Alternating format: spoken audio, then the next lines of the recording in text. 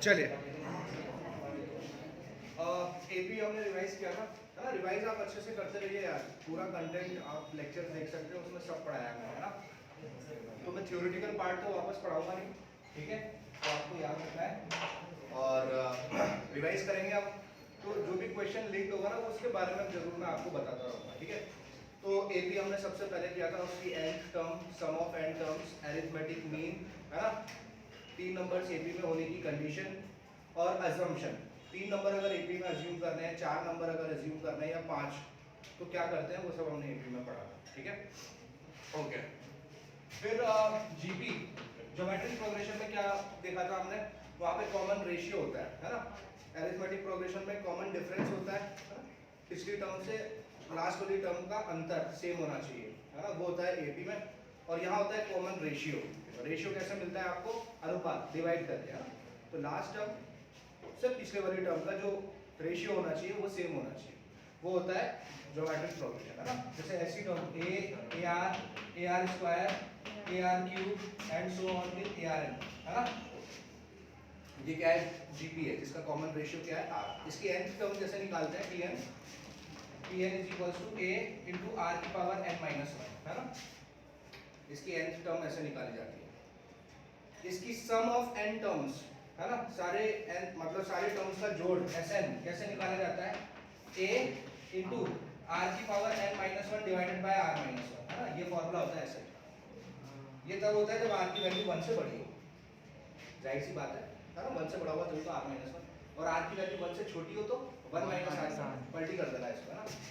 यही चीज होती है a इंटू 1 माइनस आर की power n divided by 1 minus R, तो आर इज लाइक दिस, ठीक है ना। सही बात है, ये n टर्म्स। अच्छा, फिर हमने देखा था 3 नंबर्स अगर आपको जीपी में अज्यूम करना है तो क्या करना है आपको, a by R, a and A R, ठीक है। जब भी हमें 3 नंबर्स जीपी में मानने हैं तो ये मानेंगे। क्यों मानेंगे, क्योंकि जब भी मैं इनको मल्टीप्लाई करूंगा ना तो ये सिंप्लीफाई होके आर तो कट जाएगा, ए के टर्म्स में आ जाएगा, उससे हमें ए मिल जाएगा, और जैसे ए मिल जाएगा तो फिर आर में मिल जाएगा, ठीक है ना। तो जब हमें 3 नंबर्स अज्यूम कर रहे हैं जीपी में तो हम ये अज्यूम करते हैं। 4 नंबर्स करने होंगे तो a upon r cube, a upon r, a r and A R cube, ये करेंगे, है ना। 4 नंबर्स जीपी में, और 5 नंबर्स होंगे तो a upon r square, a upon r, a are square, ठीक है। ये 5 नंबर्स, ठीक है। 6 7 8 कोई नहीं पूछेगा, 3 4 5 तक पता होना चाहिए, सही बात है ना। और जीपी में क्या पढ़ा था हमने, जीपी में ये भी पढ़ा था हमने कि हाँ, इंसर्शन, यस, इंसर्शन से पहले भी 3 चीजें पढ़ी थी हमने, एबीसी इन जीपी, है ना। एबीसी इन जीपी तो B square is equals to AC होता है, सही बात है ना। अगर 3 नंबर एपी में जीपी में है तो बीच वाले नंबर का स्क्वायर इज इक्वल्स टू अगल बगल वाले नंबर का प्रोडक्ट, है ना। कैसे करोगे, तो b upon a should be equals to c upon a, है ना। अरे this upon this should be equals to this upon this, cross multiply करोगे b स्क्वायर इससे है ना। तो इस तरीके से हम 3 नंबर्स जीपी में होते हैं तो नेसेसरी कंडीशन ये होती है। और ज्योमेट्रिक मीन इंसर्ट करने हो, n ज्योमेट्रिक मीन अगर इंसर्ट करने हो 2 नंबर्स के बीच में, a और b, मान लीजिए पहला नंबर a है, लास्ट नंबर b है, और मुझे इसके बीच में बहुत सारे g1, g2, g3 and so on till gn, है ना भाई। ये क्या है, ये मैं ज्योमेट्रिक मीन इंसर्ट करना चाहता हूँ, क्या करना चाहता हूँ, n ज्योमेट्रिक मीन, ठीक है ना, एक से ज्यादा। ये क्या है, पहला नंबर, ये क्या है, आखिरी नंबर, ठीक है। g1, g2, g3 से लेकर gn, तो इसमें टोटल नंबर ऑफ टर्म्स कितनी है, टोटल नंबर ऑफ टर्म्स देखो, ये तो n टर्म्स हैं लेकिन साथ में ये भी है और ये भी है, तो टोटल टर्म्स कितनी हो गई, टोटल टर्म्स, हाँ, total terms is n plus 2, हाँ हाँ जल्दी, टोटल टर्म्स कितनी आ जाती है यहाँ पर, n प्लस, है ना। तो टोटल टर्म्स आ जाती है n प्लस 2। अच्छा, जीपी की nth टर्म कैसे निकालते हैं, tn, a r n minus one, है ना।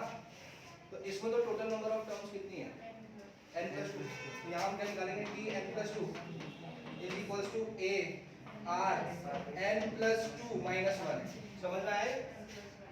हाँ, अरे n प्लस टू टर्म्स की बात कर रहे हो ना, n टर्म थोड़ा ना यहाँ पर n प्लस टू टर्म्स, इतना आता समझ में? हाँ, ये हो जाएगा a r n plus one, है ना, ये इतना आता समझ में? ये हो जाएगा a r n plus one, ठीक है ना। फिर निकाल लोगे g1 g2 g3 g3 g4 g5 सब निकल जाएगा। n tn निकल जाना है आपका। सबसे पहला काम क्या निकालना है आपको? tn। इसी तरीके से ab में भी, जैसे मान लो a और b के बीच में मेरे को n अरिथमेटिक मीन इंसर्ट करने हैं, a1 a2 a3, ये मैं ab का बता रहा हूँ, a4 and so on till an। तो क्या होगा, n अरिथमेटिक मीन अगर इंसर्ट करना है तो वही चीज, टोटल नंबर ऑफ टर्म्स कितनी होगी इसकी? n plus two. तो इसका tn क्या हो जाएगा? tn plus two is equals to a plus n plus two minus one into d। सही बात है ना? हाँ, तो ये हो जाएगा a plus n plus one d। सही बात है ना? nth टर्म को लास्ट टर्म भी बोलते हैं। सही बात है ना? मतलब ये जो होगा ना, ये b क्या है? लास्ट टर्म है कि नहीं? b क्या है? Last term. तो क्या मैं लिख सकता हूँ ये b बराबर a इंटू आर की पावर n प्लस, है ना? इसी तरीके से यहाँ पे भी लिख सकते हो b बराबर a plus n minus one into d। इससे आप n अरिथमेटिक मीन इंसर्ट कर सकते हो। सही बात है ना? तो याद है कि नहीं, पढ़ाया है मैंने अरिथमेटिक मीन, ज्योमेट्रिक मीन, है ना। तो फिलहाल हम जीपी की बात कर रहे हैं। जीपी की nth टर्म, जीपी की sum of n terms, 3 number GP में होना, 4 नंबर 5 नंबर जीपी में होना, ज्योमेट्रिक मीन होना, है ना। और इनफाइनाइट जीपी, किसी भी कोई भी सीरीज अगर इनफाइनाइट तक चलती जा रही है और अगर वो बढ़ती जा रही है, क्या हो रही है? इंक्रीज। जैसे 2 4 8 16 32, है ना, जीपी है ये। अरे है कि नहीं? 4/2 8/4 16/8 32 सब क्या है? तो कॉमन रेशियो क्या है? तो अगर मैं ऐसे चलता जाऊं और मुझे पता ही नहीं, अंत पता नहीं है ना, क्या आप इसको जोड़ सकते हो? 2 में 4 जोड़ोगे, 8 जोड़ोगे, 16 जोड़ोगे, 32 जोड़ोगे, फिर अगला नंबर क्या आएगा? 64। नंबर क्या होते जाएंगे? बढ़ते चले जाएंगे, विशाल से नंबर आएंगे बहुत बड़े। क्या आप उनको इनफाइनाइट तक जोड़ सकोगे? नहीं जोड़ सकते, है ना। ये क्या है? इंक्रीजिंग जीपी है कि नहीं? तो जो जीपी बढ़ती चली जा रही है, जिसका सीक्वेंस बढ़ता चला जा रहा है, उसको इनफाइनाइट तक जोड़ना संभव नहीं है। अरे बात समझ में? लेकिन अगर मैं ऐसे लिखूं 32 16 8 4 2 1 1/2 1/4, ये भी जीपी है? अरे नहीं है क्या? इतना मुश्किल है क्या जीपी देखना है? 16/32 हाफ, 8/16 हाफ, 4/8 हाफ, है ना। इसमें इसका क्या है? कॉमन रेशियो कितना है? 2 है। इसका कॉमन रेशियो क्या है? हाफ। तो सबसे पहले तो ये सोचो, कॉमन सेंस लगाओ, दिमाग खोलो, इसको अनंत तक जोड़ना संभव नहीं है। लेकिन इसको अनंत तक तो किसी को भी जोड़ना संभव नहीं होता है, इनफाइनाइट तक। लेकिन हम ना लगभग बता सकते हैं, समझ रहे हो? जैसे कि मान लो अगर 100 आ रहा है तो 99.99999 तक एक्यूरेट बता सकते हैं हम, और इतना चलता है। अरे चलता है कि नहीं? कैलकुलेशन के लिए तो आप एक्सीलरेशन ड्यू टू ग्रेविटी 10 ले लेते हो 9.8 की जगह, तो मैथ्स में तो 0.1 तक का मार्जिन चलता है ना। तो क्या हो रहा है? क्या मैं इसको जोड़ सकता हूँ अनंत तक? हाँ, लगभग जोड़ सकता हूँ। एग्जैक्ट तो भगवान भी आके नहीं बता सकते, है ना, लेकिन आसपास में बता सकता हूँ। क्यों बता सकता हूँ? क्योंकि देखो क्या हो रहा है, ये कम होता जा रहा है।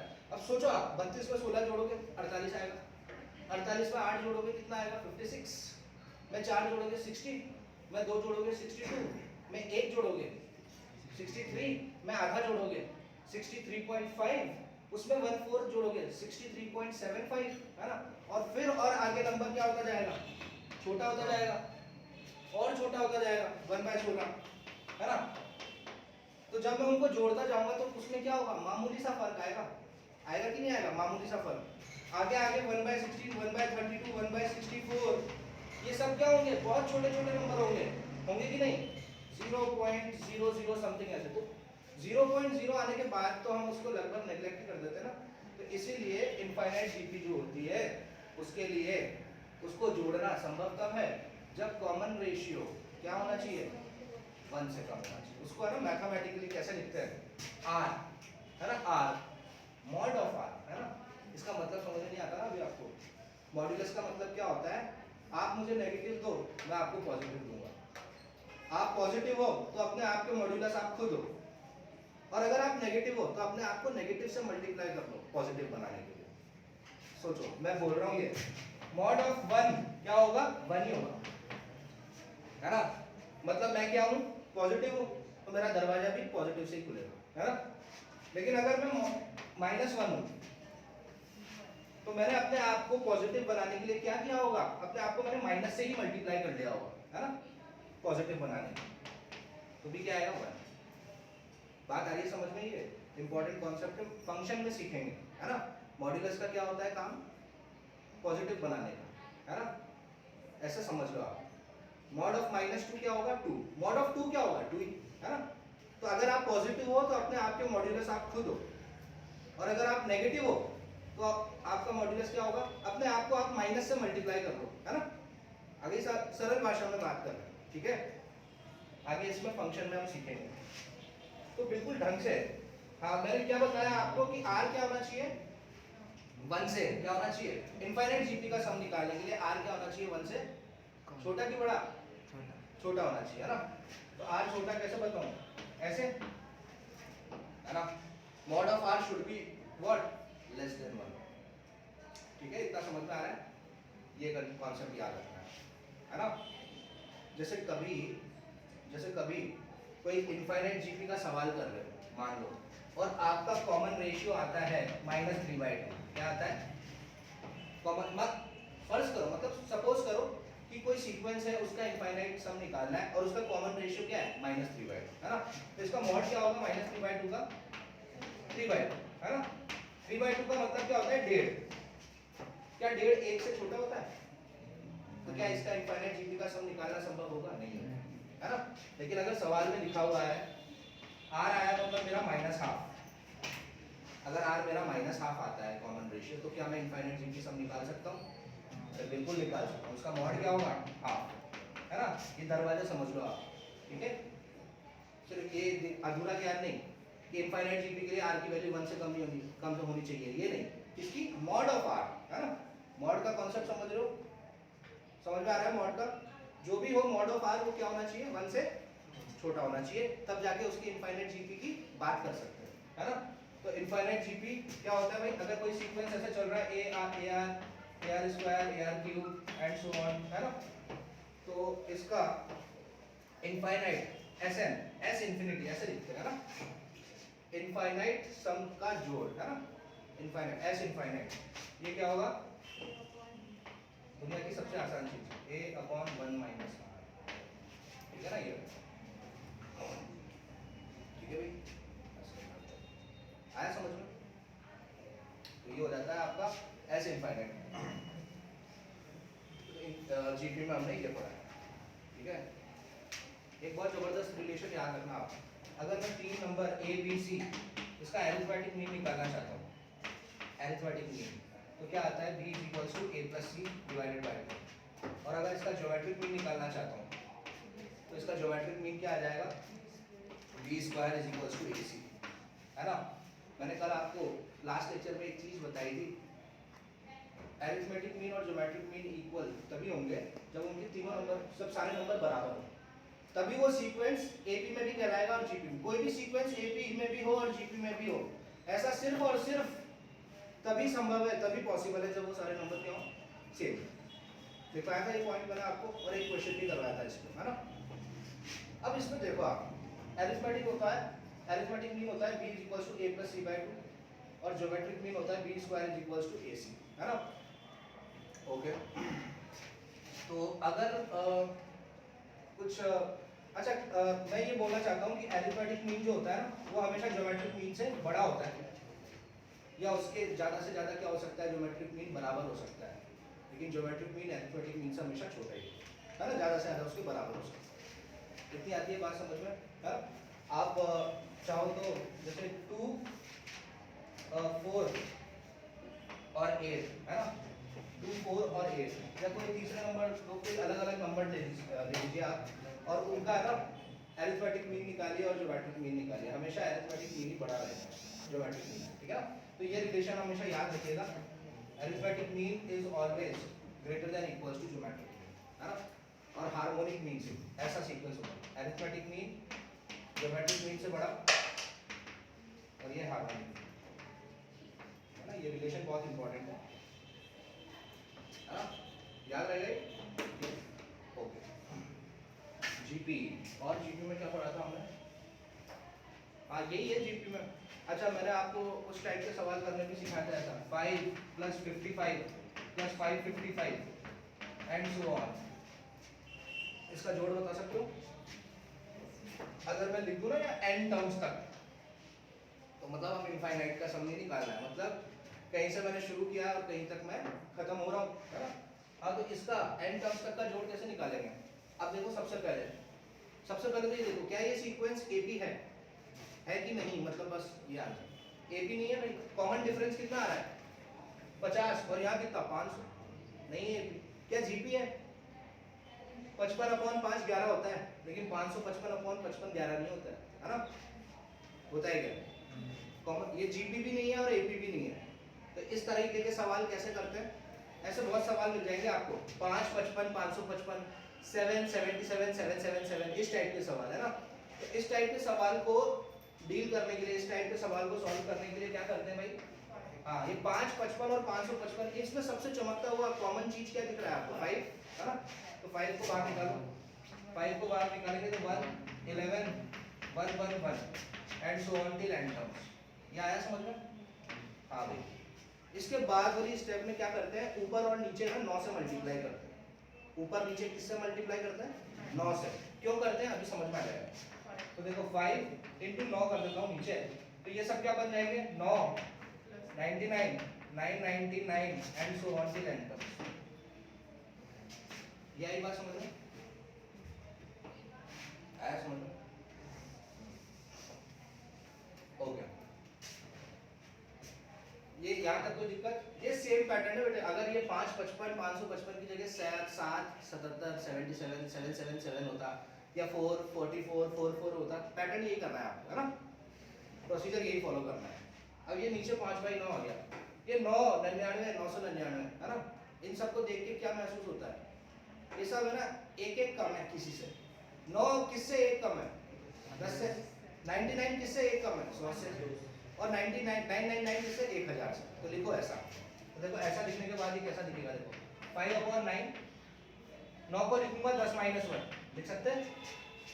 99 को लिखूंगा 100 - 1 और 999 को लिखूंगा 1000 - 1 एंड सो ऑन, ऐसा लिखता जाऊंगा एंड टर्म्स तक, है ना।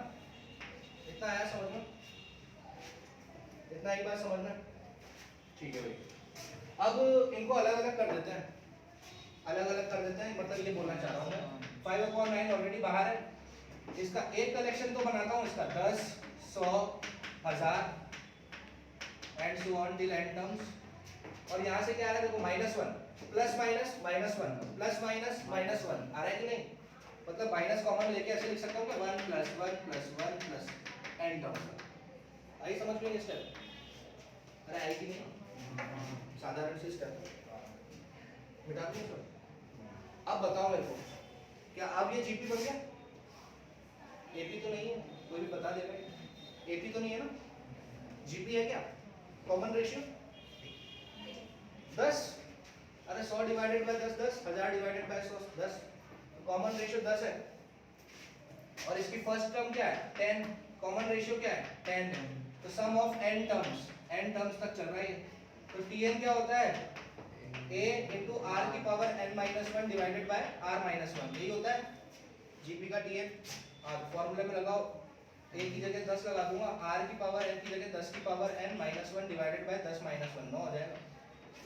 ये आ रही बात समझ में? इतना आया समझ में? इस चीज की कैलकुलेशन होगी, ठीक है ना भाई? सही है। हाँ भाई, एक को जोड़ते ही जाओगे अगर आप, 1 + 1 + 1 + 1 1 1 1 1 1 को जोड़ते ही जाना है n तक। कितना आएगा? n, है ना। 1 + 1 + 1 + 1 अप टू n टर्म्स कितना आता है? n। अच्छा तो फिर 3 + 3 + 3 अप टू n टर्म्स कितना आता होगा? 3n। हाँ वेरी गुड, ये याद रखना, है ना। तो ये हो जाएगा n, ठीक है ना। तो इसका जोड़ तो ये हो गया और माइनस का n आ गया, सही बात है?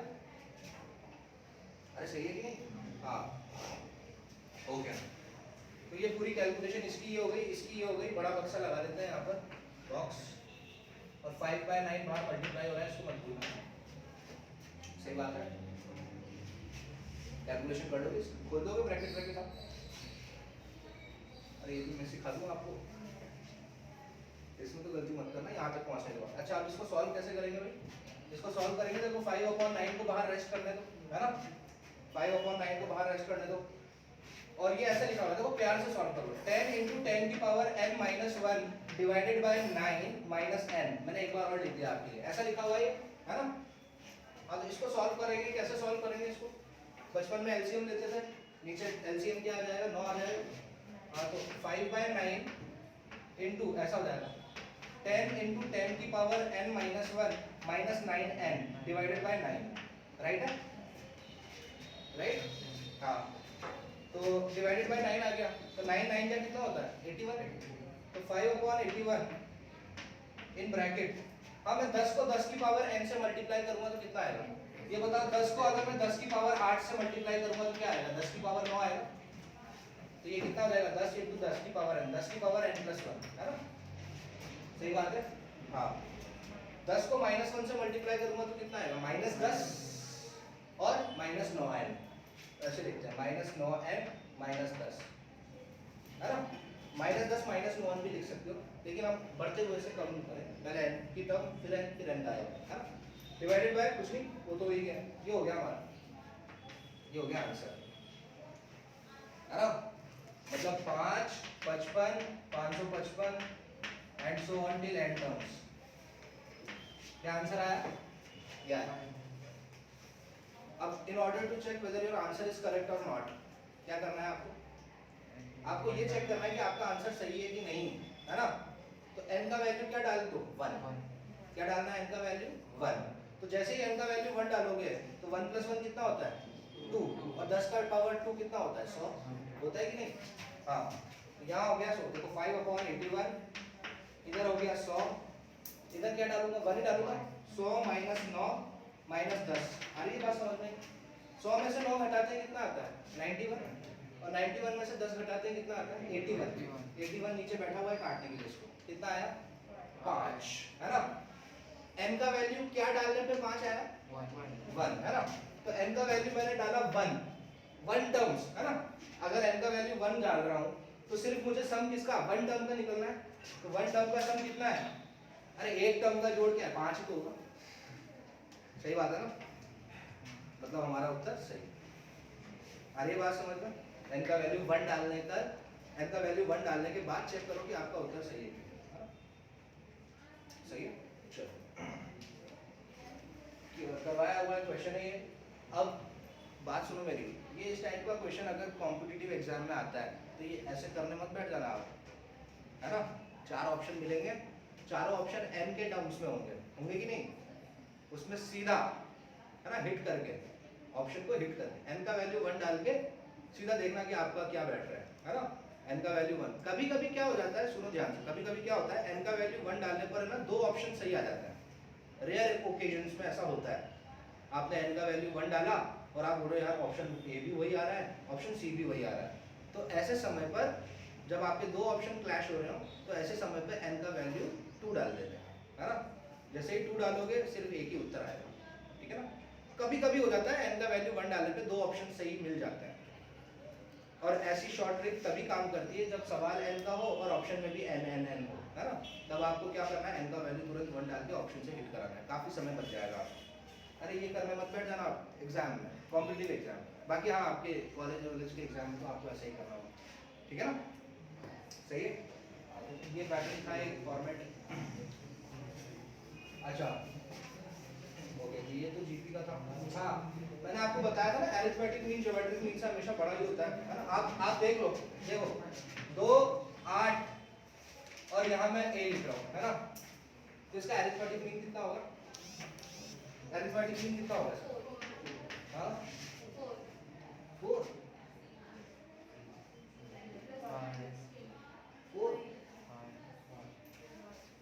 5 होगा ना यार, या a की जगह क्या इन एपी, ये एपी में है, तो ए क्या होगा यार? अबे 2 + 8 डिवाइडेड बाय 2 होगा ना। इतना मुश्किल है क्या यार? 5 आएगा अरिथमेटिक में, है ना। अब मैं बोलता हूँ 2 8, इसका ज्योमेट्रिक मीन क्या होगा? जी √16। अरे बी स्क्वायर ऐसी होता है ना, तो जी स्क्वायर बराबर 16, तो जी बराबर कितना? 4। तो 2 और 8 का अरिथमेटिक मीन कितना आया? 5। ज्योमेट्रिक मीन कितना आया? नहीं समझ लो। हाँ ये है कंक्लूजन। इससे आप ये समझ लो कि arithmetic mean is always greater then geometric mean और इक्वल्स टू। इक्वल टू का केस कब आएगा? जब वो तीनों समान होंगे, है ना। जब तीनों ही नंबर बराबर होंगे तब अरिथमेटिक मीन ज्योमेट्रिक मीन के बराबर हो जाएगा। सही बात है ना। अगर मैं बोलूँ आपको 2 और लास्ट नंबर भी 2, तो इसका अरिथमेटिक मीन कितना होगा? 2 और ज्योमेट्रिक मीन भी कितना होगा? 2। क्यों हुआ ये? क्योंकि सेम नंबर आया। रीजन समझ में? पक्की बात? हाँ तो ये याद रखना भाई, बहुत अच्छे सवाल बनते हैं इस रिलेशन पे, M G M H M. चलिए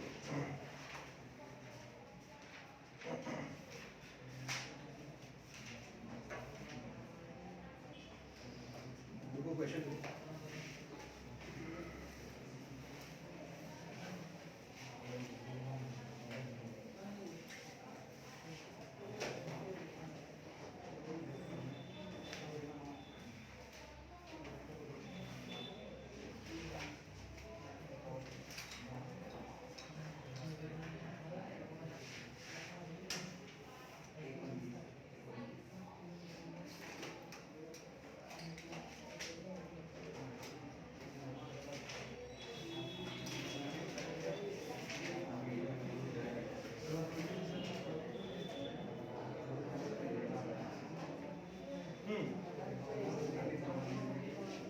if p and q are positive real numbers, if p and q are positive real numbers,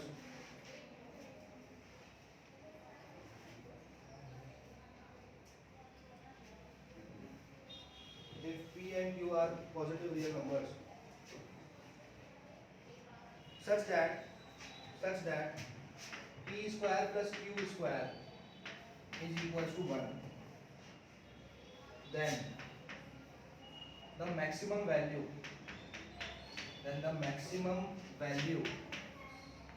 of p plus q is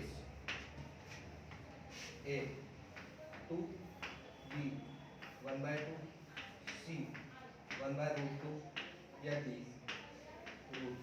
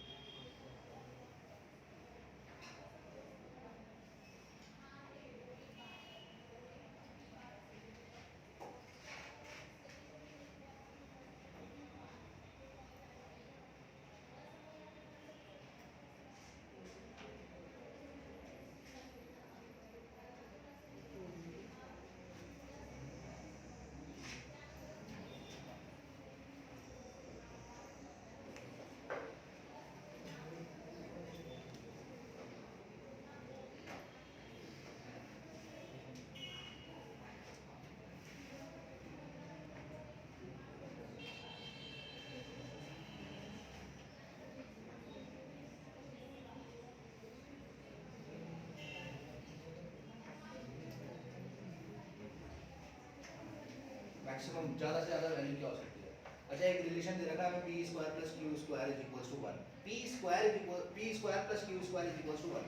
अच्छा मैक्सिमम वैल्यू निकालनी है हमें और सीक्वेंस सीरीज का सवाल है। तो ऐसा ऐसा टाइप का सवाल अगर हमें आ गया तो फटाक फटाक से दिमाग में आना चाहिए यहाँ पे वो relation M G M H M का रिलेशन, यहाँ पर एम जी एम का रिलेशन हम यहाँ पर यूज कर सकते हैं। तो यहाँ पर ये P square plus Q square एक इन्फॉर्मेशन दे रखी है। मैं सिर्फ आपको ये पूछ रहा हूँ, अगर पी स्क्वायर और क्यू स्क्वायर में वही अरिथमेटिक मीन और ज्योमेट्रिक मीन की बात की जाए तो पी स्क्वायर और क्यू स्क्वायर का अरिथमेटिक मीन क्या होगा? P square plus Q square divided by 2 होगा कि नहीं होगा? अरिथमेटिक मीन ऑफ ये, इसका अरिथमेटिक मीन क्या होगा? P square plus Q square divided by 2, और क्या ये हमेशा under root of P square into Q square से बड़ा होगा? नहीं आई समझ में आया कि नहीं? है ना? ऐसा करने से पहले एक चीज लिख लो, applying arithmetic geometric mean inequality. Applying, यहाँ पे हम क्या अप्लाई कर रहे हैं? M G M inequality, M G M inequality, inequality M G M inequality.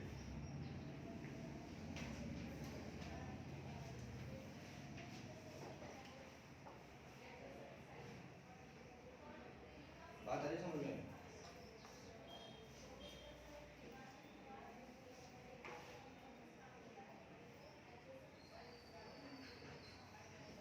यहाँ पर अब आपको है ना थोड़ा सा अपने दिमाग पे जोर देकर एक चीज, अच्छा पहले तो मुझे ये बताओ, ये पी स्क्वायर और क्यू स्क्वायर का अंडर रूट क्या हो जाएगा? पी क्यू हो जाएगा, पी क्यू हो जाएगा, है ना? तो यहाँ पर लिख सकता हूँ कि P square plus Q square divided by 2 like this. इतना आया समझ में? इतनी आई बात समझ में? ये थोड़ा सा दिमाग पे जोर देकर सवाल करने वाला, सवाल बहुत आसान है लेकिन आपको दिमाग को थोड़ा सा जोर देना पड़ेगा यहाँ पर। अच्छा ये चीज दे रखी है आगे, P square plus Q square is equals to 1। समझ में आ रही है बात? पी का स्क्वायर है और क्यू का स्क्वायर है और इन दोनों का जोड़ क्या है? 1 है। वो चीज मैं अभी लेके आने वाला हूँ। अब देखो मेरी बात सुनो, P square plus Q square is equals to 1 है। एक फॉर्मूला मेरे को दिमाग में आता है, ये P square plus Q square plus 2pq, है ना? किसका फॉर्मूला होगा ये? p प्लस क्यू का होल स्क्वायर, है ना? मेरी बात सुनो, ध्यान से सुनो, P square plus Q square plus 2pq लिख रहा हूं मैं, है ना? और यहाँ P square plus Q square 1 है। P square plus Q square क्या है? ये चीज है मेरी 1, है ना? ये चीज मेरी क्या है? 1। तो इस pq को क्या होना पड़ेगा? हाफ से कम या उसके बराबर होना पड़ेगा। किससे? हाफ। नहीं आई समझ? हाफ क्यों बोला मैंने? तभी तो ये दो को काटेगा, है ना? PQ क्या होना चाहिए? PQ क्या होना चाहिए? Lesser than equals to half. क्या होना चाहिए? ऐसा ऐसा। ये जो PQ बोल रहा हूं मैं, PQ ये क्या होना चाहिए? ऐसा होना चाहिए।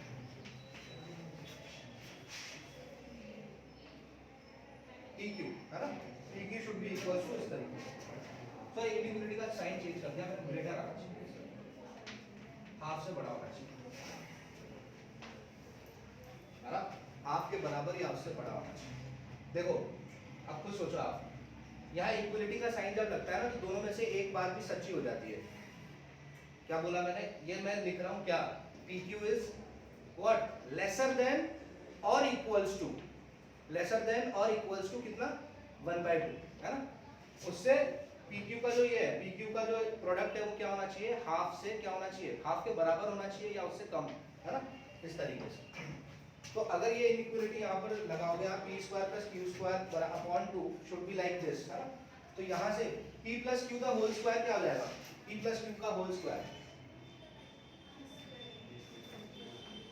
आगे प्रोसीड करो यहाँ से। देखो ये लिखो, apply arithmetic geometric mean P square Q square inequality, ऐसा रिलेशन आएगा, ऐसा आएगा तो ऐसा है, ठीक है ना? और फिर ये लिखना, PQ जो है वो हाफ से क्या होना चाहिए? छोटा होना चाहिए या ज्यादा से ज्यादा उससे बराबर होना चाहिए। क्योंकि इसका रीजन लिखना, because P square plus Q square 1 है।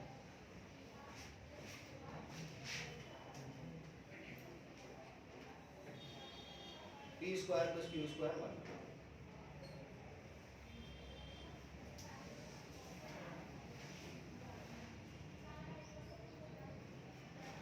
तो एक एक एक ना छोटी सी चीज आ गई, किसी चीज का स्क्वायर प्लस किसी चीज का स्क्वायर, और वो मुझे क्या चाहिए 1, है ना। ऐसा तभी संभव है दो चीजों को जोड़ूं और मुझे पता है ये भी पॉजिटिव आएगा और ये भी पॉजिटिव आएगा, आएगा कि नहीं आएगा? नहीं आएगा। दोनों पॉजिटिव आएंगे और दोनों पॉजिटिव आके जुड़ के क्या देंगे मुझे 1 देंगे, है ना। तो मुझे ये समझ में आ गया कि ये p और q क्या होंगे, दोनों 1 से तो छोटे ही होंगे ना। नहीं नहीं आएंगे, ये बड़ा हो सकता है क्या 1 से? देखो प्रोडक्ट डाल के -2 डालो -3 डालो कुछ भी डालो आप, है ना, खुल जाएगा वो पॉजिटिव के साथ। तो मुझे ये ध्यान रखना है कि P square plus Q square का जब मैं जोड़ूं तो वो क्या हो 1 आना है। तो उसके लिए पी क्यू क्या होना चाहिए, आधे से कम होना चाहिए। प्रोडक्ट है ना, प्रोडक्ट क्या होना चाहिए, कम होना चाहिए उसका, है ना। तो यहाँ पर इतना करने के बाद मैक्सिमम वैल्यू यहाँ पर ये हो जाएगा पी स्क्वायर, इतना P square plus Q square 1 है तो पी क्यू शुड बी इतना करने के बाद। अब यहाँ पर आओ वापस, P square plus P Q square lesser than greater than equals to P Q, यहाँ पर इतना लिखा हुआ है। तो इतना करने के बाद क्या मैं ऐसे लिख सकता हूँ P plus Q the whole square, है ना, P plus Q the whole square. अच्छा P plus Q the whole square क्या होगा, P square plus Q square plus 2 P Q, कितना होगा, ये पार्ट मिटा दूं यहाँ पर, P square plus Q square plus 2 P Q. और यहाँ पर p प्लस क्यू का होल स्क्वायर में p square plus Q square plus 2pq में क्या ये पता है आपको, p square plus Q square कितना है ये 1, है ना। ये चीज हो जाएगी 1, ये चीज हो जाएगी 1 ऐसे, p प्लस क्यू का whole square is equals to 1 plus 2pq, है ना। इतना आया समझ में, पक्का। 1 प्लस 2pq, क्या pq की वैल्यू पता है आपको, pq की वैल्यू क्या है, ये लिखा हुआ है ना, लेसर देन। और ये जो इक्वलिटी का साइन होता है उनमें से दोनों में से एक बात भी सच्ची होती है, हम मान लेते हैं। क्या बोला मैंने, ये लिखा हुआ है ना, अगर ऐसा लिखा हुआ है pq तो मैं क्या समझता हूं कि आधे से क्या होना चाहिए, छोटा होना चाहिए, आधा इंक्लूडेड नहीं, सीधा आधे से छोटा, 1.2 नहीं चलेगा, है ना, समझ में आ रही है। लेकिन अगर मैंने ऐसा लिखा हुआ है तो क्या है, आधे के बराबर या उससे छोटा। इक्विलिटी में दोनों में से एक बात भी अगर पकड़ लिया आपने तो वो सच मानी जाती है। नहीं आया समझ में, है ना। तो PQ इज इक्वल टू, ये जो है इक्विलिटी का साइन, तो मैं इसमें सीधा क्या रख सकता हूँ, हाफ रख सकता हूँ, ठीक है ना, हाफ रख देंगे। तो हाफ अगर रख देंगे PQ की जगह तो 2 से 2 कट जाएगा, कटेगा। 1 में 1 जुड़ता है तो कितना आता है, 2 आता है, 1 में 1 जुड़ता है तो 2 आता है। तो p प्लस क्यू का स्क्वायर कितना आया, 2 आया, तो p प्लस क्यू कितना होगा, रूट 2 आएगा, रूट 2 आएगा।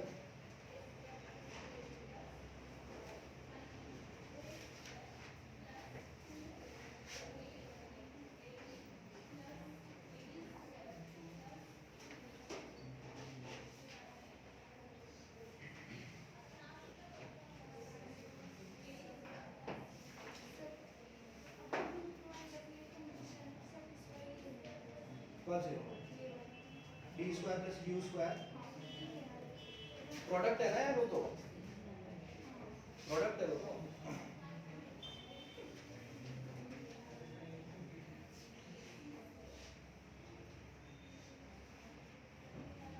मैक्सिमम वैल्यू है p प्लस क्यू, p और q को जोड़ने पर ज्यादा से ज्यादा आपको क्या मिल सकता है, ये पूछा सवाल रूट 2 आया समझ में। मेरे को तो ये बताओ सवाल में ये चीज आई क्या समझ में, ये वाली ये चीज अगर समझ में आ गई होगी तो फिर दिक्कत नहीं है ना। P square plus Q square अगर 1 है, दोनों को जोड़ने पे 1 आ रहा है, तो ये आप दिमाग में बिठा लो कि पी क्यू क्या होना चाहिए, आधे के बराबर या उससे, हाँ, क्योंकि खुद सोचो आप, ये बिठा दूंगा अभी ये चीज, है ना। क्योंकि आप देखो, ये देखो आप, P square plus Q square 1 है ना, है कि नहीं। अब मैं जबरदस्ती यहाँ लिख रहा हूँ P square plus Q square plus 2pq, है ना, ऐसे लिख रहा हूँ जबरदस्ती। तो इस पी क्यू को क्या होना पड़ेगा, हाफ से क्या बड़ा कि छोटा, हाँ हाफ चलेगा, हाफ से छोटा चलेगा, है ना, T square plus Q square plus 2, और ये पी क्यू जो है ये हमारी उससे मतलब कॉमन सेंस से हम ये लिख सकते हैं कि ये जो पी क्यू होगा वो ऐसा होना चाहिए, तभी जाके ये रिलेशन सही दिखेगा, अदरवाइज नहीं दिखेगा, है ना। तो सवाल में जो अपनी तरफ से जो एक्स्ट्रा चीज हमको यहाँ पर करनी थी वो यही थी, इसी को पकड़ के लेके आना था, जो आपने इसको पकड़ लिया तो ये सवाल हो, है ना। तो अरिथमेटिक ज्योमेट्रिक मीन इनइक्वालिटी काफी इंपॉर्टेंट है, अच्छे सवाल बनते हैं इस पे, लॉजिकल सवाल बनते हैं, है ना। चलो अब एक आसान कर लेते हैं।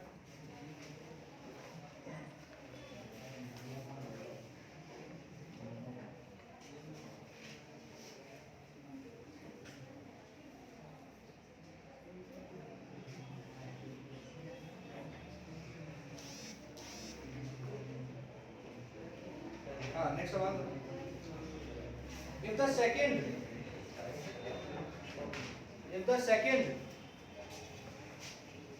the second fifth and ninth, दूसरी पांचवी और नवीं, second fifth and ninth terms of a AP,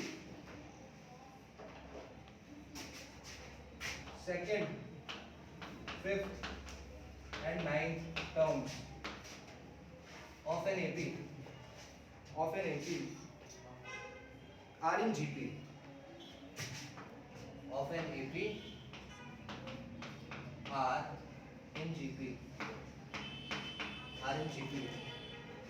then the common ratio of this GP is, then the common ratio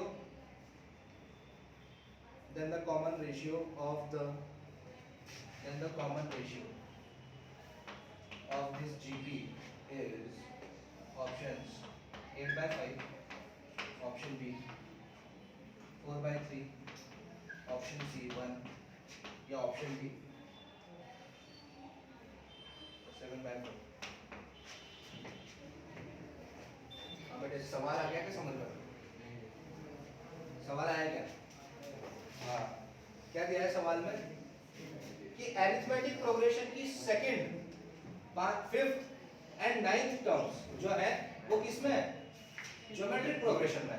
तो सबसे पहले तो अरिथमेटिक प्रोग्रेशन की सेकंड टर्म बताओ, हमें ये दे रखा है T2 T5 एंड T9, है ना, आर इन जीपी, है ना, और ये T2 T5 T9 क्या है, एपी की टर्म्स है। तो T2 अगर एपी की टर्म है तो ये होगा a प्लस डी, T5 होगा a प्लस 4d और T9 होगा a प्लस 8d।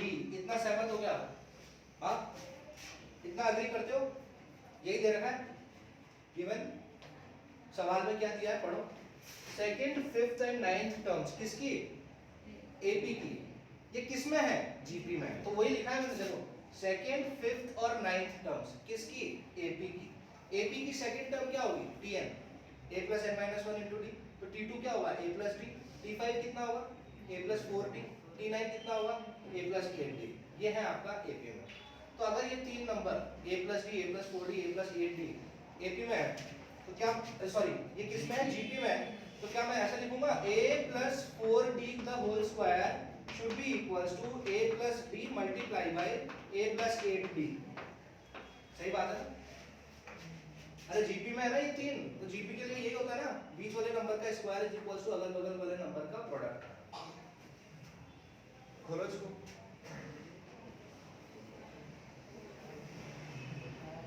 खोलेंगे इसको, इसका फॉर्मूला लगाएंगे a square plus b square plus 2ab, और ये हो जाएगा आपका a square plus 8d plus ad 9d, a square plus 8ad plus 9ad plus 8d square. अब बेटा देखो ये ऐसा आएगा, खोलने सिंप्लीफाई करेंगे ना तो ऐसा आएगा,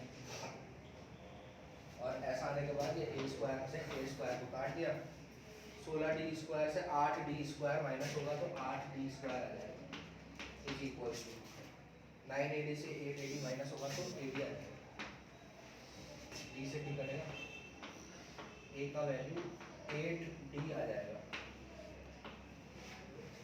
सॉल्व करके इतना आना चाहिए। 8d आया क्या ए का वैल्यू? हाँ, इतना करने के बाद अब डिमांड क्या है, सवाल ने क्या पूछा है भाई? सवाल वाले ने कॉमन रेशियो पूछा है।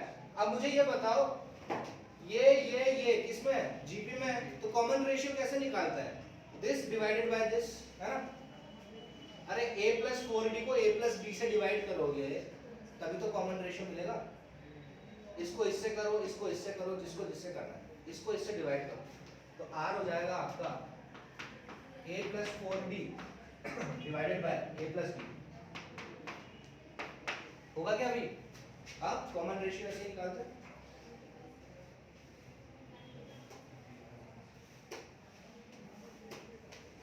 a plus 4d divided by a plus d, ये आई समझ में स्टेप? हाँ भाई आपको? हाँ। अरे ऐसे जरूरी नहीं है कि आ गया समझ में बोलना हो, नहीं आया तो बता सकते हो। ये देखो ऐसे सॉल्व करेंगे तो ये रिलेशन आएगा क्या? ये a is equals to 8d आएगा क्या सॉल्व करने पर? ये सॉल्व करने पर a is equals to 8d आएगा। हमको क्या पूछा है? Common ratio. तो कॉमन रेशियो कैसे निकालते हैं? Second term divided by first term. हाँ, तो इसको इससे डिवाइड करोगे a plus 4d divided by a plus d, और इसमें आपको a का वैल्यू पता है कितना है? 8d। 8d प्लस 4d कितना होता है? 12d। 12d divided by 8d plus d 9d। d से d गया 4/3 आंसर। बी ऑप्शन है ना? बी ऑप्शन करेक्ट हो जाएगा। चलिए बाकी नेक्स्ट पार्ट में करेंगे।